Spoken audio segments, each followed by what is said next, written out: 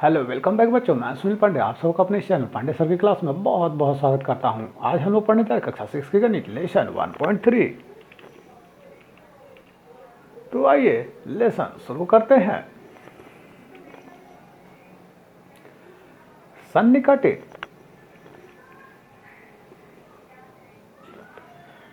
संख्या 1 से 4 तक का सन्निकटित मान होता है 0।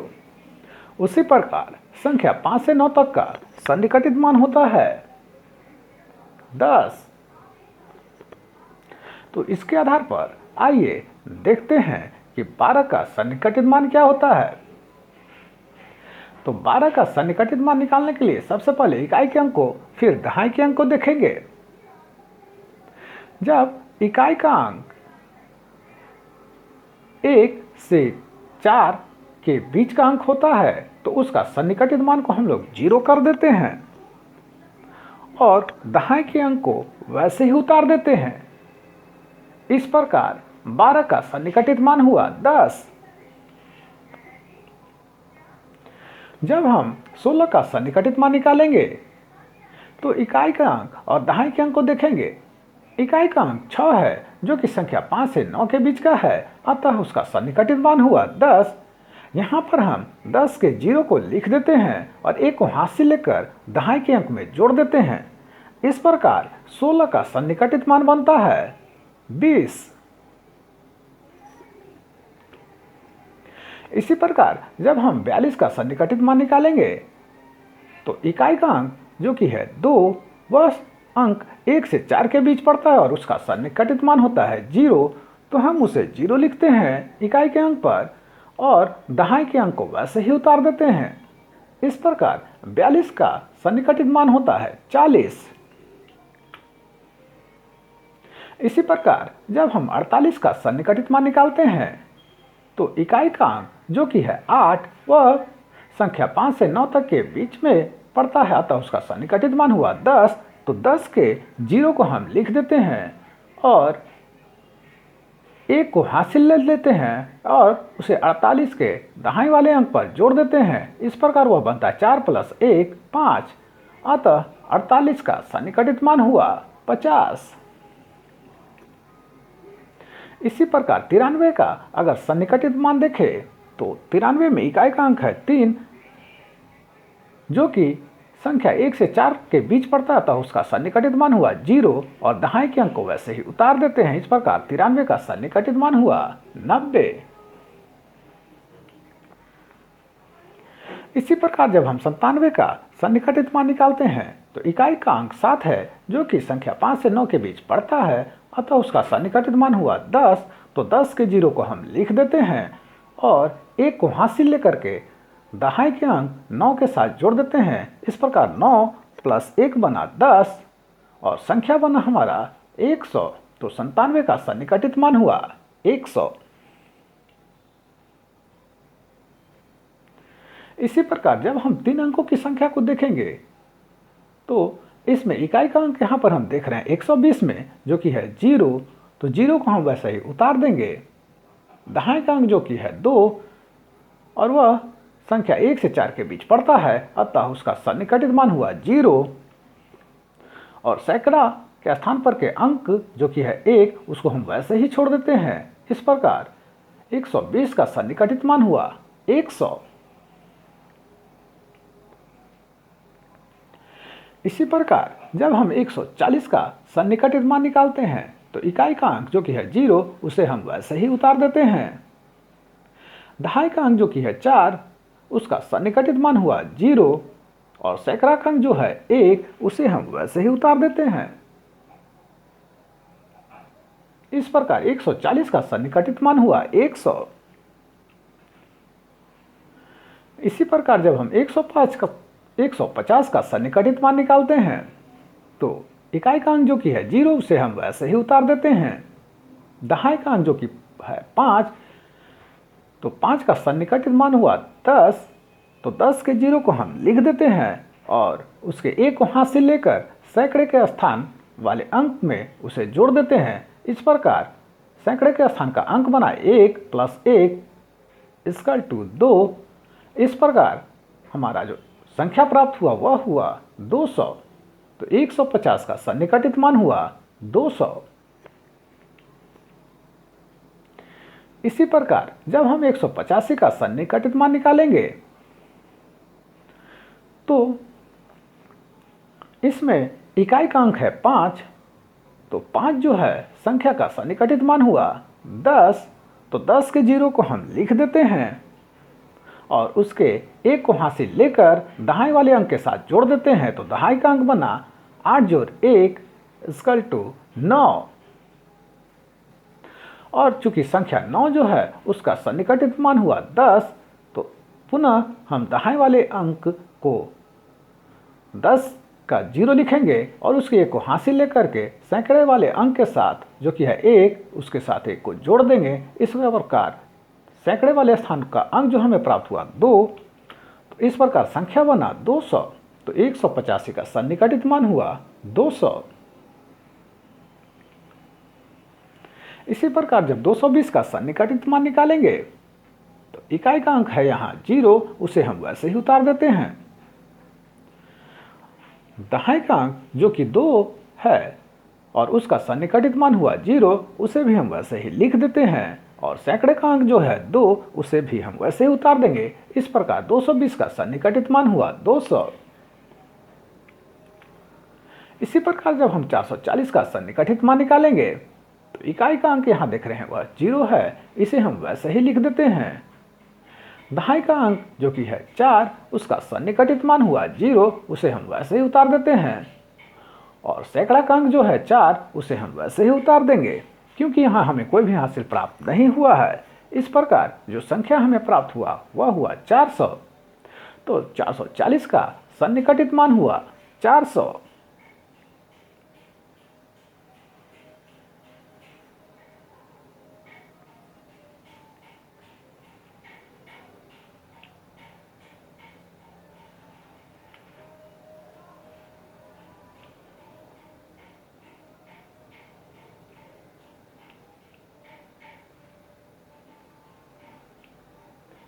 आइए अब एक ही संख्या जो कि है 65,748, उसके अलग अलग स्थानों पर के अंक को देखते हुए सन्निकटित रूप निकालते हैं। जैसे कि दहाई के स्थान पर, सैकड़े के स्थान पर, हजार के स्थान पर, 10,000 के स्थान पर। तो 65,748 को जब हम सन्निकटित करेंगे दहाई के अंक के हिसाब से तो उसका जो मान हमें प्राप्त होता है वह हुआ 65,750। उसी संख्या को जब हम 100 के स्थान पर निकटित करेंगे, सन्निकटित करेंगे, तो हमें जो मान प्राप्त होता है अथवा संख्या प्राप्त होता है वह हुआ 65,800। इसी प्रकार जब 65,748 को उसके हजार के स्थान के हिसाब से, अंक के हिसाब से सन्निकटित करेंगे तो जो संख्या प्राप्त होता है वह हुआ 66,000। उसी प्रकार जब हम 65,748 को उसके 10,000वें स्थान के अंक के हिसाब से सन्निकटित करेंगे तो जो संख्या हमें प्राप्त होता है वह हुआ 70,000। तो इस प्रकार हम देखते हैं कि किसी दिए हुए संख्या को अगर उसके इकाई, दहाई, सैकड़े, हजार, 10,000 आदि के आधार पर, अंकों के आधार पर सन्निकटित करते हैं तो उसका मान अलग अलग प्राप्त होता है।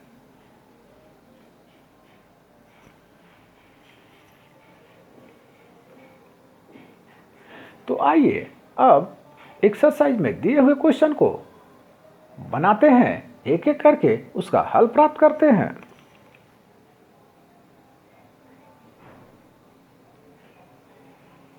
तो सबसे पहले है व्यापक नियम का प्रयोग करते हुए निम्नलिखित में से प्रत्येक के योगफल का सन्निकटित मान बताइए। तो ए नंबर में दिया हुआ है 730 प्लस 998। तो इसका जब हम योग निकालेंगे तो होता है 1728। और जब 1728 को सन्निकटित मान इसका निकालेंगे तो हमें प्राप्त होता है 1700।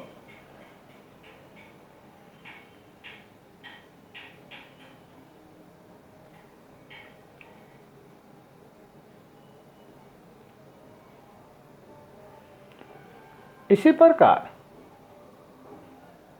बी नंबर में दिया हुआ है 796 घटाव 314 बराबर होगा 482। और जब हम 482 का सन्निकटित मान निकालेंगे तो होगा 500।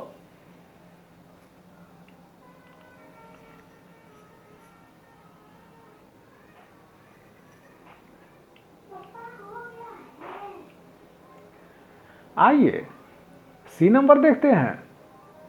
12904 जोड़ 2888। तो इसका योगफल जो हुआ वह हुआ 15790। और जब 15790 का सन्निकटित मान निकालते हैं तो जो प्राप्त होता है संख्या वह हुआ 16000।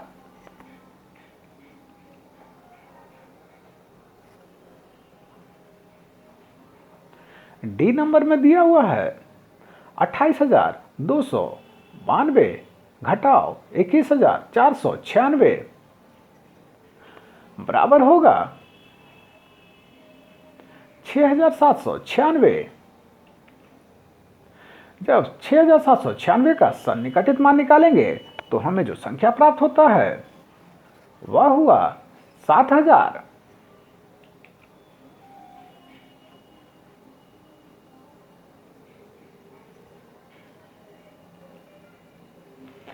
आइए दूसरे नंबर के सवाल को देखते हैं। निम्न सवालों में प्रत्येक में एक मोटे तौर पर आकलन और एक निकटतम आकलन जो कि 10 तक सन्निकटित हो कीजिए। तो ए नंबर में है 439 प्लस 334 प्लस 4317।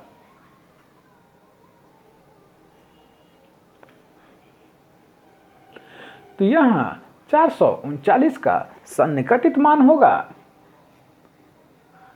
400। उसी प्रकार 334 का सन्निकटित मान होगा 300। और 4317 का सन्निकटित मान होगा 4300।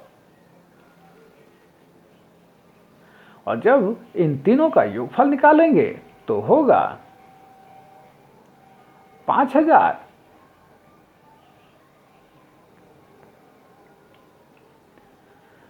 यही आंसर हुआ। और जब इसे हम 10 तक सन्निकटित करेंगे दहाई के स्थान पर तब 439 का सन्निकटित मान होगा 440। 334 का सन्निकटित मान होगा 330। और 4317 का सन्निकटित मान होगा 4320। इस प्रकार इस संख्या का योगफल होगा 5090।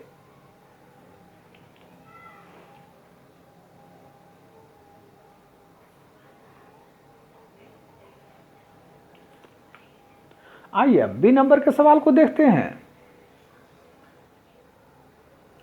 1,08,734 घटाव 47,599।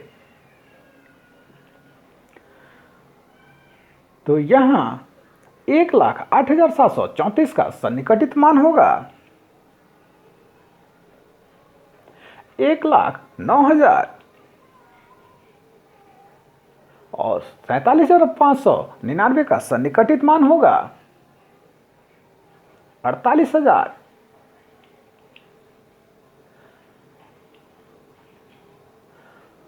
और जब इसको हल करेंगे तो जो सभी हमें संख्या प्राप्त होता है वह हुआ 61,000, जो कि हमारा आंसर हुआ। इसी प्रकार जब 1,08,734 को दहाई के स्थान पर सन्निकटित करेंगे तो जो संख्या प्राप्त होता है वह हुआ 1,08,730। और जब 47,599 को दहाई के स्थान पर सन्निकटित करेंगे तो संख्या प्राप्त हुआ वह हुआ 47,600। और जब दोनों को हल करेंगे तो वह हमें जो संख्या प्राप्त हुआ वह हुआ 61,130। यही आंसर हुआ।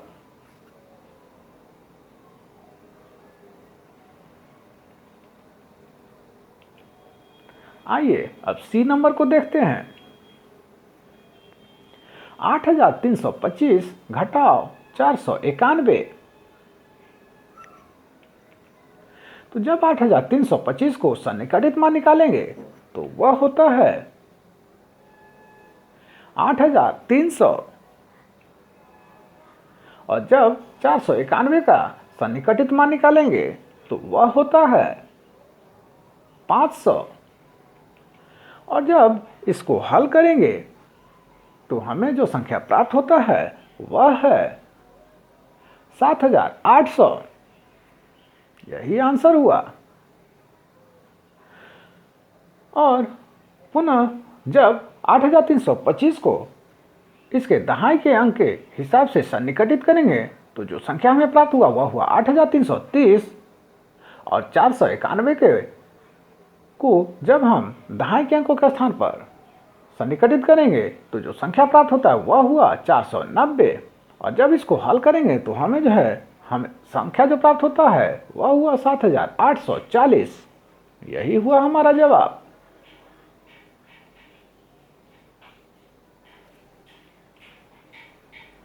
आइए अब डी नंबर को देखते हैं। 4,89,348 घटाओ 48,365।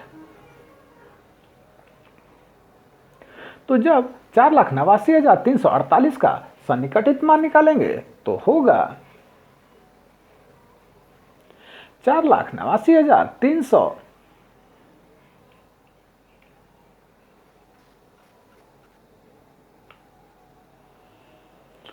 उसी प्रकार जब 48,365 का सन्निकटित मान निकालेंगे तो होगा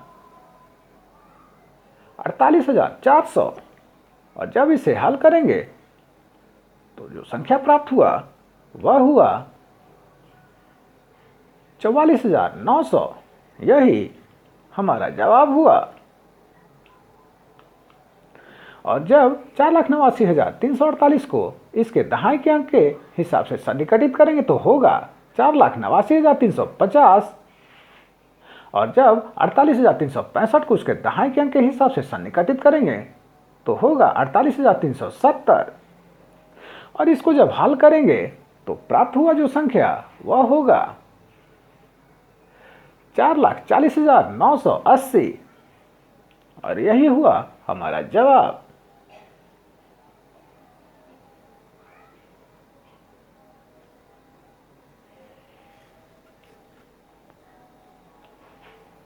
आइए अब तीसरे सवाल को देखते हैं। व्यापक नियम का प्रयोग करते हुए निम्नलिखित संख्याओं के गुणनफलों के आकलन का अनुमान लगाइए। तो ए नंबर में है 578 गुना 161। यहां जब हम 578 का सन्निकटित मान निकालते हैं तो होगा 600। और उसी प्रकार जब 161 का सन्निकटित मान निकालेंगे तो होगा 200। और जब इन दोनों का गुना करेंगे तो जो संख्या प्राप्त होगा वह होता है 1,20,000। यही हमारा जवाब हुआ।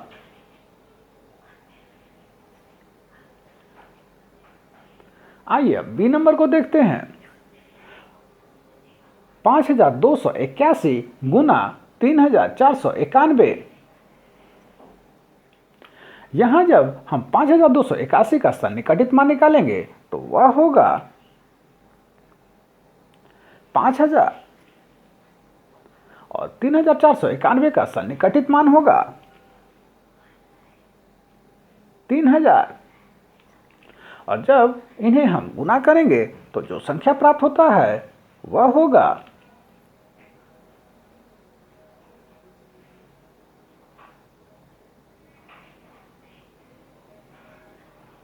1,50,00,000। और यही हुआ हमारा जवाब।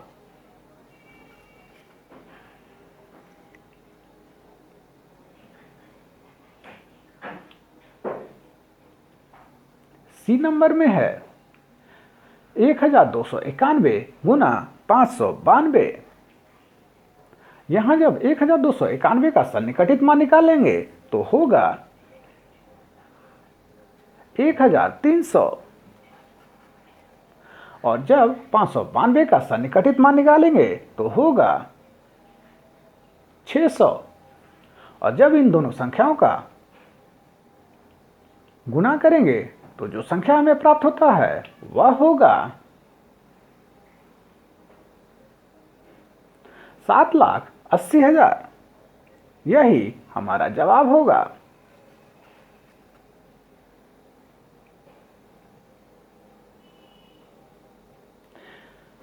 आइए अब डी नंबर को देखते हैं। 9,250 गुना 29। यहां जब हम 9,250 का सन्निकटित मान निकालेंगे तो होगा 9,000। और जब 29 का सन्निकटित मान निकालेंगे तो होगा 30। इस प्रकार जब इन दोनों संख्याओं का गुणनफल करेंगे तो जो संख्या हमें प्राप्त होता है वह होगा 2,70,000। और यही हमारा जवाब होगा।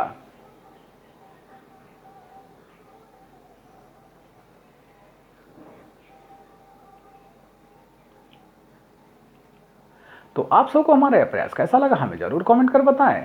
हमारे इस चैनल पांडे सर की क्लास को जरूर सब्सक्राइब करें और बेल बटन को दबाएं ताकि आने वाली वीडियो का नोटिफिकेशन आपको मिलता रहे। दूसरों के साथ इसे शेयर करें और हाँ, लाइक करना तो बिल्कुल ना भूलें। आपका लाइक करना ही हमारी मेहनत का फल है। धन्यवाद। Thank you.